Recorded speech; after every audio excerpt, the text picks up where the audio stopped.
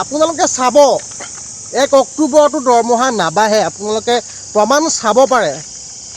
মই দিগন্ত ভাইটিয়ে কৈছোঁ, ঠিক আছে। 1 অক্টোবৰত যে দৰমহাটো বঢ়া কথা আছে, আপোনালোকে ভাবিছে নেকি দৰমহা বাঢ়িব বুলি? কেতিয়াও নাবাঢ়ে। এনে তোমাৰ মায়ে কি মানে অংগনবাড়ী কি কৰে? অংগনবাড়ী কৰ্মী কৰে। কৰ্মী কৰে। কৰ্মী কৰে। এতিয়া কথা হ'ল কি, তুমিতো গম পাইছা দৰমহা বঢ়াই নাই, হয়? এতিয়া কিমান দিনৰ পৰা দৰমহা বঢ়া নাই বাৰু? দৰমহাবিলাক বঢ়াব লাগে অসম চৰকাৰে। হয়। ইমান মানে দেৰি কৰি থাকে, মানুহবিলাকে মানে বহুত কমেণ্ট দি থাকে। হয়। ধৰি লওক প্ৰব্লেমবিলাক ধেৰ হৈ থাকে ন। আৰু চৰকাৰে চলিবলৈ সেইকেইটা পইচা দিয়ে। অঁ, মানুহৰতো অসুবিধা হয় ন। আজিৰ দিনত কিমান মানে চাউল পাতি, মানে কিমান দাম? দালি চালি কিমান দাম বেছি হৈ গৈ আছে, আৰু বৃদ্ধি হৈ। এইকেইটা টকাৰে নচলে। আৰু এতিয়া কোনসকল এতিয়া অজন্তা বাইদেৱে 1 অক্টোবৰত দৰমহাটো বঢ়োৱাৰ কথা আছে। আপোনালোকে চাব 1 অক্টোবৰতো দৰমহা নাবাঢ়ে। আপোনালোকে প্ৰমাণ চাব পাৰে। মই দিগন্ত ভাইটিয়ে কৈছোঁ, ঠিক আছে। 1 অক্টোবৰত যে দৰমহাটো বঢ়া কথা আছে, আপোনালোকে ভাবিছে নেকি দৰমহা বাঢ়িব বুলি? কেতিয়াও নাবাঢ়ে।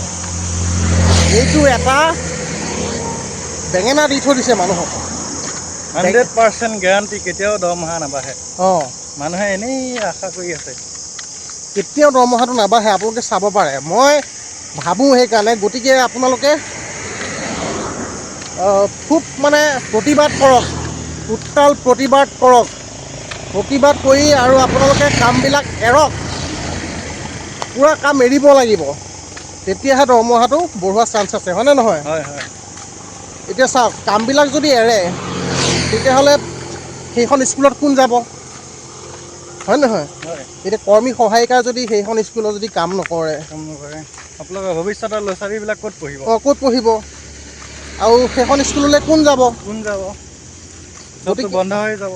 যদি তেনেকুৱা এটা যদি ষ্ট্ৰিক্ট কৰে আপোনালোকে, কৰ্মী সহায়িকাখিনিয়ে, অসমৰ ৰাইজে, তেতিয়া আপোনালোকৰ দৰমহাটো ইমিডিয়েট বঢ়াই দিব। আপোনালোকে প্ৰমাণ চাব পাৰে, যদি মই বিচাৰোঁ।